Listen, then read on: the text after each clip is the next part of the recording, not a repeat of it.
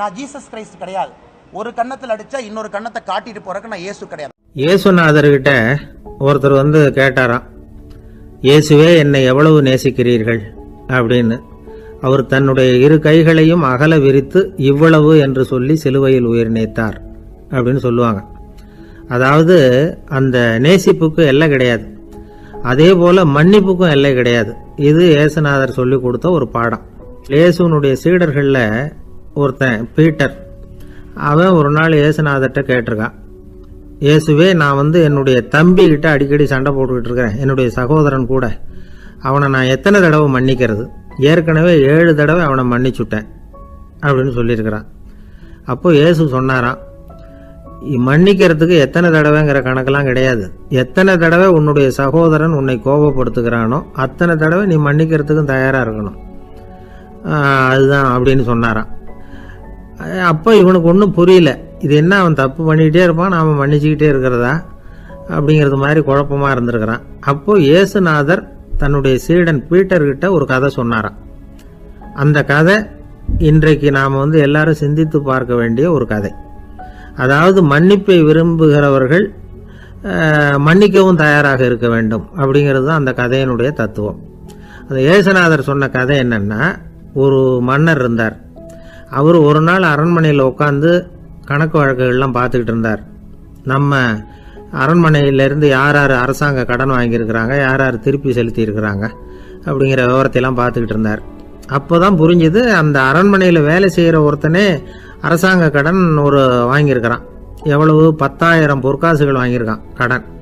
இந்த 10,000 பொற்காசுகளை திருப்பி செலுத்தலை அரசாங்கத்துக்கு. இது மன்னர் கவனத்துக்கு வந்தது. உடனே நம்ம அரண்மனையில் இருக்கிறவனே அரசு கடன் வாங்கி திருப்பி செலுத்தாமல் இருக்கான், அவனை கூப்பிட்டு வாங்கன்னு சொல்லி கூப்பிட்டுட்டு வந்தாங்களாம். விசாரிச்சிருக்கிறாங்க, என்னப்பா நீ எவ்வளோ ஒன்று? ஆமாங்க 10,000 பொற்காசுகள் வாங்கியிருக்கிறேன், இன்னும் திருப்பி கட்டலைன்றிருக்கான்.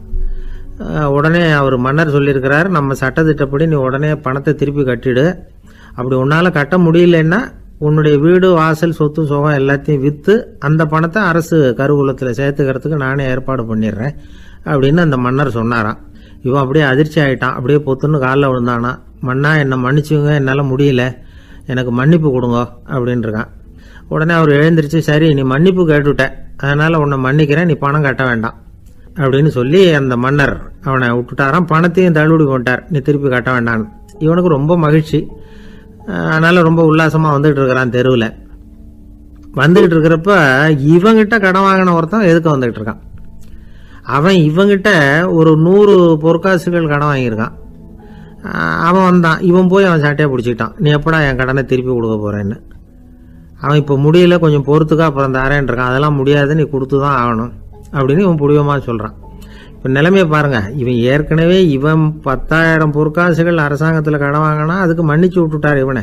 ஆனால் இவன் இன்னொருத்தனை மன்னிக்கிறதுக்கு தயாராக இல்லை. இவங்கிட்ட கடன் வாங்கின இன்னொருத்தன் 10 பொற்காசுகள், அவனை மன்னிக்க தயாராக இல்லை. அவனை கொண்டு போய் நீதிமன்றத்தில் கொண்டு போய் நிறுத்தி தண்டனை வாங்கி கொடுத்துட்டான். நீதிபதி என்ன சொன்னார், அந்த இவன் வாங்கின பொற்காசுகளை திருப்பி கட்டுற வரைக்கும் ஜெயிலில் இருக்கணுங்கிறது தீர்ப்பு. ஆனால் உடனே அரசர் காதில் விழுந்தது. சொல்லிட்டாங்க, உங்ககிட்ட மன்னிப்பு வாங்கிட்டு போனானே ஒருத்தன், அவன் இன்னொருத்தனை மன்னிக்கிறதுக்கு தயாராக இல்லை, அவனை கொண்டு போய் ஜெயிலில் அடைச்சிட்டான் அப்படின்னு. உடனே மன்னர் பார்த்தார், இவனை மறுபடியும் கூப்பிட்டு வர சொன்னார். தபாரப்பா, நான் உன்னை மன்னிச்சு விட்டேன், ஆனால் நீ இன்னொருத்தனை மன்னிக்கிறதுக்கு தயாராக இல்லை, அதனால் என்னுடைய தீர்ப்பையும் மாத்துறேன், நீயும் அரசு கடன் தீர்ற வரைக்கும் ஜெயிலில் தான் இருக்கணும் அப்படின்னு சொல்லி ஜெயிலுக்கு அனுப்பிச்சிட்டாராம். இப்படி ஒரு கதையை இயேசுநாதர் தன்னுடைய சீடருக்கு சொன்னதாக ஒரு வரலாறு. அது என்ன, அதிலேருந்து நாம் புரிந்து கொள்ள வேண்டியதுன்னா, நாம் மன்னிக்கப்படணும்னு நாம் விரும்புகிறோம்னா நாம் இன்னொருத்தரை மன்னிக்கிறதுக்கு தயாராக இருக்கணும். அதனால் நாம் இன்னொருத்தரை யாரையும் மன்னிக்க மாட்டோம், ஆனால் என்ன இன்னொருத்தர் மன்னிக்கணும் அப்படிங்கிறது மாதிரி செய்யக்கூடாதுன்னு சொல்லுவாங்க. அது மாதிரி நாம் இப்போ இது தப்பாக புரிஞ்சுக்கிறவங்களும் இருக்கிறாங்க. பாவம் மன்னிப்புங்கிறதுலாம் எதுக்குன்னா, அதாவது மறுபடியும் பாவம் செய்யாமல் இருக்கிறதுக்காக தான். அதான் மன்னிக்கிறாரே அப்படிங்கிறதுக்காக மறுபடியும் பாவம் பண்ணிகிட்டு இருக்கிறது இல்லை. அதான் ஒருத்தர் கேட்டாராம், பாவத்திலேருந்து மன்னிப்பு கிடைக்கணும்னா நீ என்ன செய்யணும் அப்படின்னு கேட்டிருக்கார். அதுக்கு அவன் சொல்லியிருக்கிறான், நான் முதல்ல பாவம் செய்யணும், அப்போ தான் நான் மன்னிப்பு கிடைக்கும் அப்படின்னு நானா. இப்படிப்பட்டவர்கள் தான் இன்றைக்கி உலகத்தில் அதிகமாக இருக்கிறாங்க. அதனால் இந்த மன்னிப்பின் மகத்துவங்கிறது இயேசுநாதர்கிட்டேருந்து தான் நாம் புரிஞ்சுக்கணும். அந்த இயேசு சொன்ன அந்த மன்னிக்கிற மனோபாவம் இருந்தால் இன்னைக்கு உலகம் பூராவும் அமைதி பூங்காவாக இருக்கும். அதில் ஒன்றும் ஆச்சரியமே இல்லை, அதில் ஒன்றும் சந்தேகமும் இல்லை. அதனால் மன்னிக்கிற மனோபாவத்தை நாம் எல்லாரும் நமக்குள்ளே வளர்த்து கொள்ள வேண்டும். அப்படிங்கிறது தான் நாம் இன்றைக்கு எல்லோரும் சிந்தித்து பார்க்க வேண்டிய ஒரு செய்தி.